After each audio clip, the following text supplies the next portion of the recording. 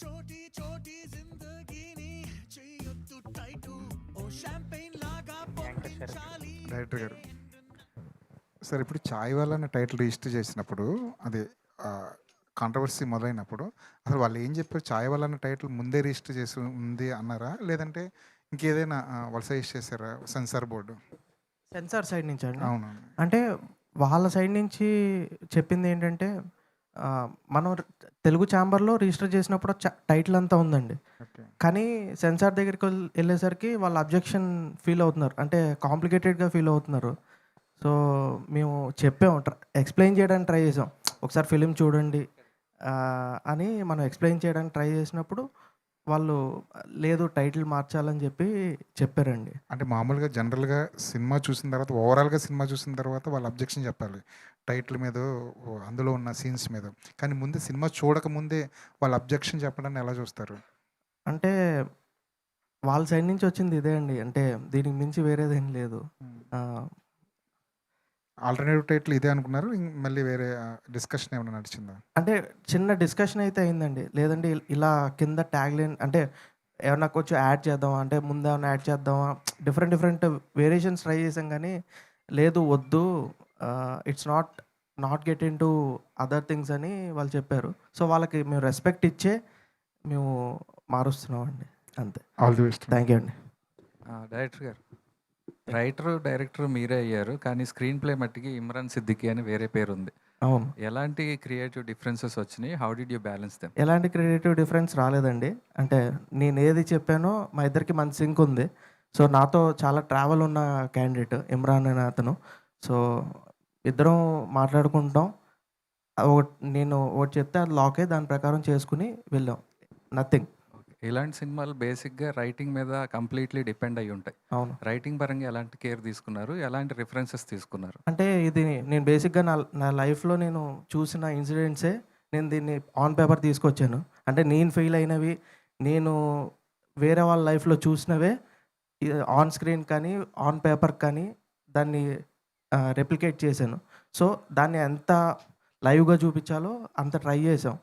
అదే సార్, ఇప్పుడు ఈ టైటిల్ చేంజ్కి ఎలాంటి ప్రొసీజర్స్ ఫాలో అవ్వాలి సార్? సోల్ ఏమీ మిస్ అవ్వలేదు కదండి. టైటిల్ చేంజ్ వల్ల ఎలాంటి మీరు సినిమా పరంగా ఏమన్నా మార్పులు చేయాల్సి నథింగ్ కదండి. Zero cuts. ఏదైతే మనం ఎమోషన్ అనుకున్నామో యాజ్ ఇట్ ఈస్ అలాగే ఉందండి ఫిలిం. ఓకే.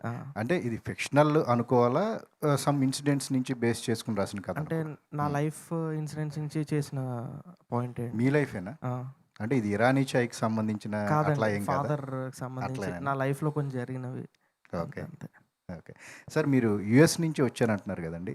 అంటే వన్ క్వశ్చన్, అప్పుడు ట్రంప్ ఇండియా ఈ డీల్స్ అనేది చాలా ప్రధానంగా నడుస్తూ ఉంది. హౌ మూవీకి ఎలా ఉందండి అమెరికన్ మార్కెట్ అనేది, ట్యాక్సెస్ అనేది? లేదండి, అవన్నీ ఏంటంటే okay, I can't point you guys, the media more దాన్ని చేస్తారు.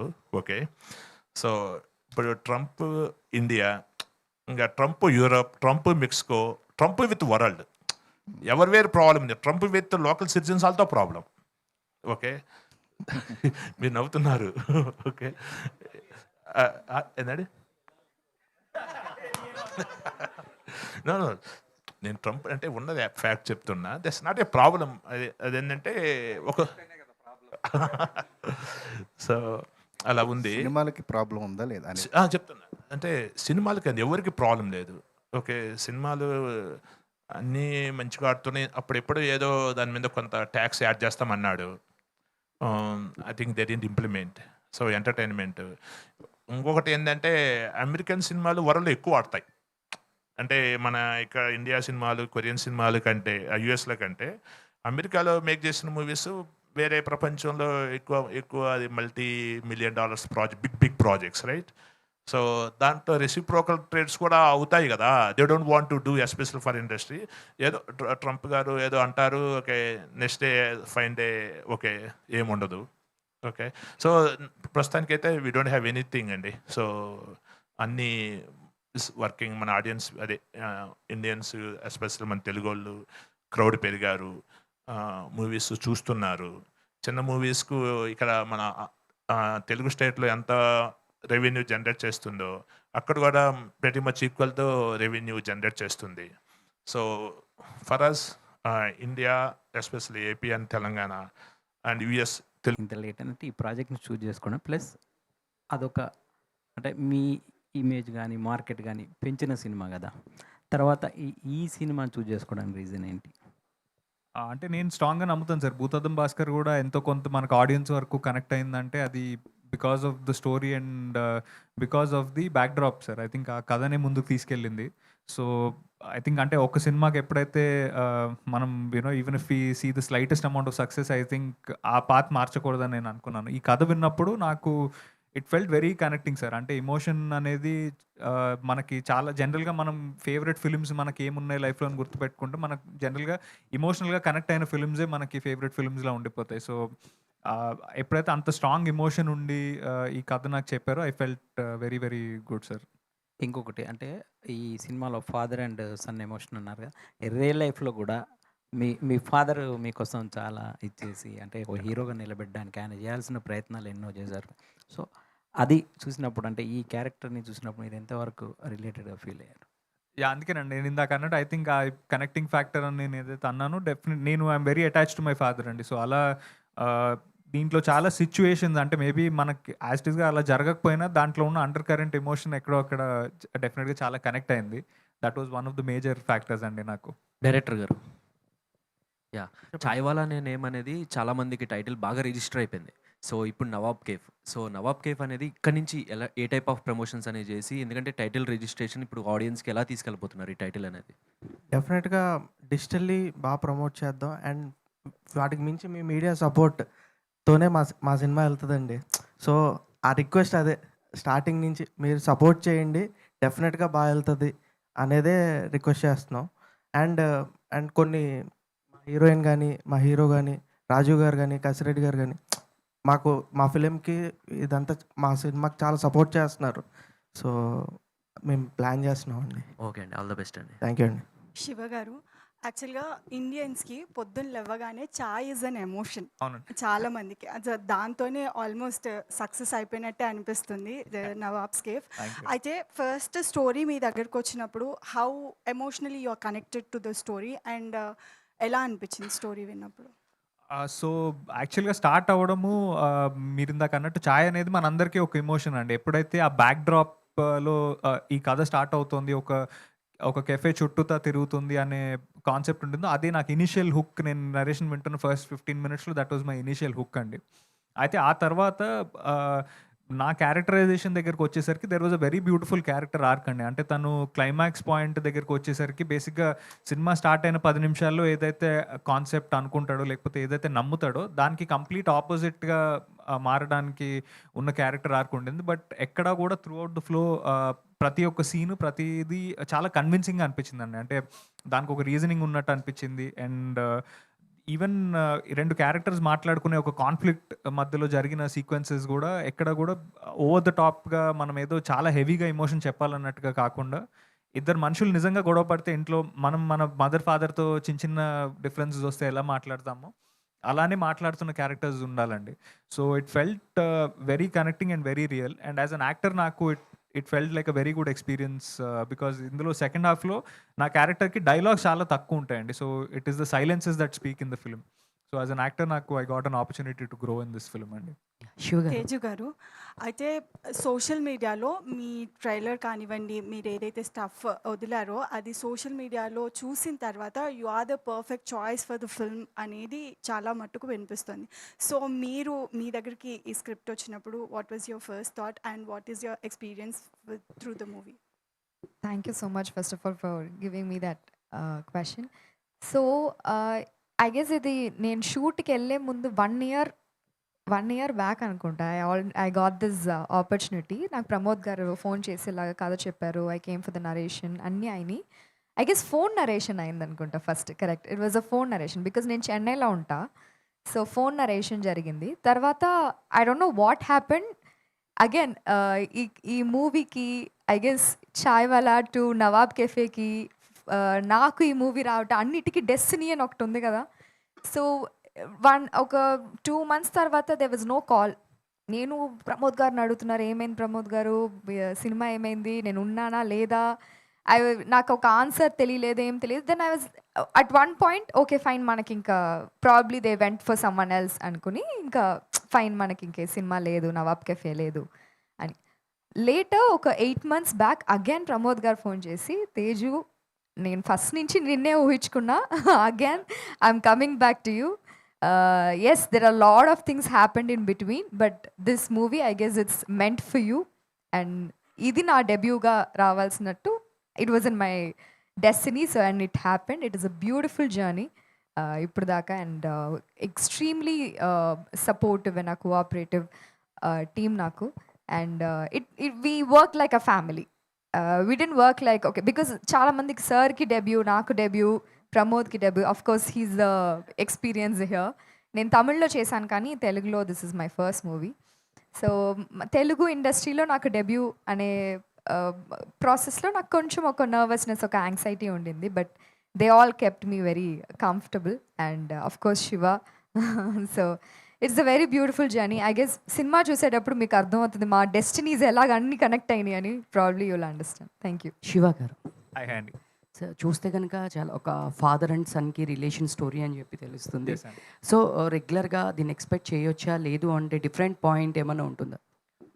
అంటే అదేనండి, it's not a very out of the box film అండి. అంటే మనకి తెలిసిన కథే, కానీ ఎక్కడో అక్కడ అంటే దీంట్లో ఉన్న the treatment of the film is very very fresh and new అండి. అంటే మనము ఈ బ్యాక్ డ్రాప్లో జనరల్గా ఒక చార్మినార్ దగ్గర బేస్ అయ్యే ఒక ఇరానీ చాయ్ కేఫ్లో జరిగే ఒక డ్రామాని మనం చాలా రోజులు అయిపోయింది చూసి. యాక్చువల్లీ ఆ బ్యాక్ డ్రాప్ కూడా మన సినిమాలో ఇప్పుడు చాలా తక్కువ వస్తుంది. సో ఎక్కడ డెఫినెట్గా ఒక ఫ్రెష్నెస్ అయితే ఉంటుందండి మీరు చూసే ఫిలింలో, but familiar emotions and familiar situations అండి. సో దీంట్లో ఏమైనా ఫైట్స్ అయినా చేస్తున్నారా, లేదా ఒక సాఫ్ట్ బాయిల్ అనే కనిపిస్తుందా మీకు? లేదండి, ఒక ఫైట్ బేసిక్గా డైరెక్టర్ ఇన్సిస్టెన్స్ ఒక ఫైట్ ఉంది, బట్ ఇట్స్ నైస్ అండి. ఎక్కడ కూడా it's not a commercial over the top fight, but it's nice అండి. ప్రొడ్యూసర్ గారు, యాక్చువల్గా మీరు చూస్తే పాపం చాలా హానెస్ట్గా ఉన్నారు. అంటే అమెరికాలో ఉన్నట్టే ఇక్కడ ఉండాలని అనుకుంటున్నట్టున్నారు, బట్ అంటే మన సినిమా ఇది మనం అంత అంటే ఆర్గనైజ్డ్గా జరగదండి. అంటే మనం అనుకున్న ప్లానింగ్ వేరు, జరిగేది వేరు ఉంటుంది. యాజ్ ఏ ప్రొడ్యూసర్గా ఈ సినిమా తీసినప్పుడు మీకున్న అనుభవాలు ఏంటి? అంటే ఈ సినిమా మేకింగ్ నుంచి మీరు ఏం నేర్చుకున్నారు? హానెస్ట్గా చెప్పాలంటే దెర్ ఇస్ నో ప్రాసెస్ అండి. So okay, just my opinion. Okay, honestly my opinion. It's not even the standard process how to make the movie, but I learned how to make the movie. Okay, so I'm correcting what the things, what the problems and what the errors has been happening in my journey. So for my next project, definitely I'm gonna fix, make it on time release and on time censor, and everything I'm gonna make it very streamlined. Okay, so oka project man తీసుకున్న తర్వాత, so there is two things అండి. Okay, ఖచ్చితంగా ఇది చేయాలి, especially for script నీకు bounded script, తర్వాత casting అయిపోయిన తర్వాత post production is most important. Your music, your CG work, so your editing, everything we have to be streamline అండి. So I learn lot. So this is my learning experience. So I can learn from my experience for my future projects అండి. I respect your opinion sir. So అంటే మీ ఒక vision ఏంటి sir? అంటే as a ప్రొడ్యూసర్గా మీరు ఏ స్థాయిలో ఉండాలనుకున్నారు రేపు పొద్దున, టాలీవుడ్లో కానీ ఇండియన్ సినిమాలో కానీ? అదే అండి. So I can say that, okay, so first I have to define my production execution process. So these steps like a template. Okay, first నాకు స్క్రిప్ట్ చేయాలి, ఒక execution process have to be define. It is my execution process అని first define చేసుకున్న తర్వాత, so the స్క్రిప్ట్ని బట్టి is gonna be we deciding the budget. So script ఎంత demand చేస్తుంది బడ్జెట్ అనేది we have to understand that one. Based on that one we can keep like 20-30% more than the budget for buffering for anything happen like reshoot of couple of things. Okay, so in future we're gonna continue making the movie. So if we thought releasing this movie February 25 one day is exactly 1 year delay. So this is honestly I can say this is my execution process. It's a production execution process. So we definitely we're gonna fix that one. So if we release this movie 25, by this time definitely we're gonna complete the second movie. So we are waiting for good content. If there is a good content, definitely we're ready to produce అండి. So there is no doubt. But we need the good content. So Pramod గారు thank you అండి. ప్రమోద్ గారు actually and ఈ సినిమాకి first పెట్టిన title కూడా Nawab cafe కదా, మళ్ళీ మీ టైటిల్ తిరిగి మీకే వచ్చినట్టు అనిపించింది, ఒక పాజిటివ్ సైన్. ఎందుకని మధ్యలో ఈ టైటిల్ చేంజ్ ఎందుకైంది అసలు? అంటే బేసిక్గా కథ మొత్తం చూసుకున్నామండి, దీంట్లో 2 లేయర్స్ ఉంటాయండి. అంటే ఒక ఛాయ్ వాలా కథ, at the same time Nawab cafe చుట్టూ వీళ్ళిద్దరు ఫాదర్ అండ్ సన్ ఎలా రన్ అవుతుందనే లెగసీ దాని మీద రన్ అవుతుంది. So 2 different layers. సో ఓవరాల్గా 2 లేయర్స్లో చూస్తే ఛాయ్ వాలా అనేది కరెక్ట్ అని అనుకుని అది డిసైడ్ అయ్యాం. కానీ అండర్లేయింగ్లో నవాబ్ కేఫ్ అనేది రన్ అవుతూనే ఉంటుంది. దానికోసం హీరో పోరాడుతూ ఉంటాడు, రాజీవ్ గారు దాన్ని నడిపిస్తూ ఉంటారు. So soul of the film Nawab cafe అండి.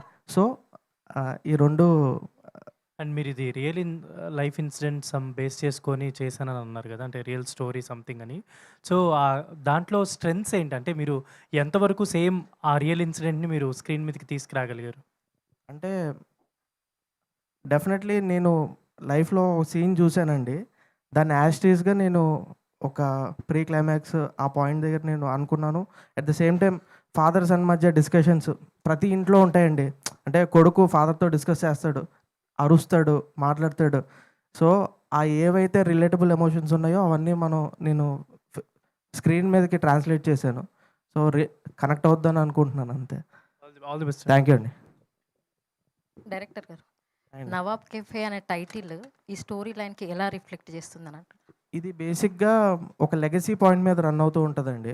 సో ఆ లెగసీ ఏంటి, అది ఎవరి లెగసీ నుంచి వీళ్ళకి ఇంటర్లింక్ అయింది అనేది ఒకసారి మీరు ఫిలింలోనే చూస్తే ఇంకా చాలా బాగా అర్థమవుతుంది. ఓకే అండి, thank you. All the best. Director గారు, ఫస్ట్ టైం డెబ్యూ కాబట్టి ఎలాంటి జాగ్రత్తలు తీసుకున్నారు ఆన్ స్క్రీన్ తీసుకురావడానికి? అంటే మోర్ ఆఫ్ రిలేటబిలిటీ, అంటే క్యారెక్టర్స్ కానీ ఏదైనా అనుకున్నా మన పక్కన ఉన్న క్యారెక్టర్సే దాన్ని రిప్రజెంట్ చేద్దాం, అట్ ద సేమ్ టైం ఎక్కడ రూటెడ్గా చూపిద్దాం, అది కేర్ తీసుకున్నాను, దాని తగ్గట్టే చేశాను. సినిమాని ఎవరికైనా చూపించారా ఏదైనా? అంటే ఎవరికన్నా అంటే లైక్ ప్రెస్ కానీ లేదా సెలబ్రిటీస్? చూపిస్తామండి, కమింగ్ అవే ఉన్నాయి. మీకు చూపించాలి, సో మీ దగ్గర నుంచి రివ్యూ తీసుకోవాలి, సో అవన్నీ ప్లాన్ చేసుకున్నాం, part of promotion. Thank you అండి. ప్రొడ్యూసర్ గారు, హాయ్ అండి. ఇప్పుడు అంటే కొత్తగా సినిమాలు తీయటానికి వచ్చిన వాళ్ళకి ఇలాంటి ప్రాబ్లమ్స్ వచ్చినప్పుడు చాలా ఇదిగా ఉంటారు కదా, మీకు ఎవరు సపోర్ట్ చేశారు బాగా? మా టీం బాగా సపోర్ట్ చేసిందండి. ప్రమోద్ అండ్ శివ అండ్ రాజ్ గారు, father, okay, they supported.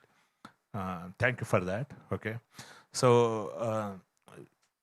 Most of time I can concentrate on myself అండి. సో ఎక్కడ మిస్టేక్ చేస్తాను అనేది, so from there we can correct. ఇది సినిమా అనేది ఇట్స్ నాట్ స్మాల్ థింగ్ అండి. ఓకే, సో ఒకరోజు ఎగ్జామ్ రాస్తే ఇంక వెయిట్ చేయొచ్చే రిజల్ట్ కోసమని కాదండి. సో సినిమా రిలీజ్ అయ్యేంత వరకు నువ్వు ఎగ్జామ్ రాస్తూనే ఉండాలి. సో అది ప్రాసెస్. ఇప్పుడు కూడా మీతో ఎగ్జామ్ రాస్తున్నా నేను. సో అట్లా అది సినిమా ప్రాసెస్ అండి. సో దీంట్లో ఏంటంటే నీకు ఒక ప్యాషన్, ఒక ఇంట్రెస్ట్ ఉండాలండి, లేకపోతే ఇట్ డజంట్ వర్క్. సో ఒకరోజు చేసేసి వెళ్ళిపోయామంటే it doesn't work. Okay, so ఇది నాకు ఒక ఆనెస్ట్ చెప్పాలంటే ఒక 3 years, 2.5-3 years is lర్నింగ్ ఎక్స్పీరియన్స్ అండి. Like I did my engineering again. So something like that I learn in that making the production. So మనకు చాలామంది ఏంటంటే మన ఫిల్మ్ స్కిల్ పై నేర్చుకుంటాము, మనం ఇక్కడ ఏంటంటే రియల్ లైఫ్లో spend that time, we learn that one. Okay, so I learned a lot. I gonna streamline my production execution process definitely. So I learned how to choose the story, and I learned how to make the movie, and I learned how to release the movie, which is the most important thing. So I'm in this phase right now. So I believing I gonna release in good way, so that I'm not compromising anywhere, any things. So based on my PR suggestions, and I'm doing that one. So until release, after release, I keep learning. This is my learning experience for my second project or upcoming project. And I believe I keep continuing doing the movies, especially for Telugu. So I got more ideas to start animation company. And super sir super. yeah, so I am collaborating with my US. There is a US pioneers in that animations, okay, Unreal Engine, all the stuff. I'm cooperating with that one.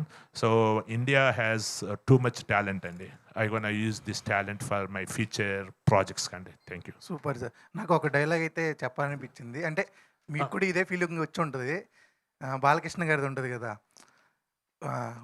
ఊరు మారితే తినే food మారుద్ది, పడుకునే bed మారుద్ది, blood ఎందుకు మారుద్దిరా అనేది. ఇది కూడా అంతే, title మారితే టైటిల్ అవుట్లో మారింది కానీ సోల్ అలాగే ఉంటుంది కాబట్టి కంగ్రాచులేషన్. థ్యాంక్ యూ అండి. కరెక్ట్, దానికి నేను క్వశ్చన్ ఎన్హాన్స్ చెప్తానండి. సో ఊరు మారితే బ్లడ్, అది బాలకృష్ణ గారు చెప్పారు కదా, కానీ అది దానికి స్మూత్ వే నవాబ్ కేఫే డైలాగ్ అండి. నేను అమెరికాలో ఉన్న ఎక్కడ ఉన్న అమ్మా నాన్న వర్డ్ మారదు కదండి. అమ్మా నాన్న వర్డ్ ఇప్పటికీ అమ్మా నాన్న అంటాం కదా, నేను అమెరికాలో ఎప్పుడు డాడీ అన్నాను కదా. సో అమ్మా నాన్న వర్డ్ ఇస్ నెవర్ చేంజ్ అండి. So I believe in that one. Thank you. Okay, thank you అండి. Thank you for everybody.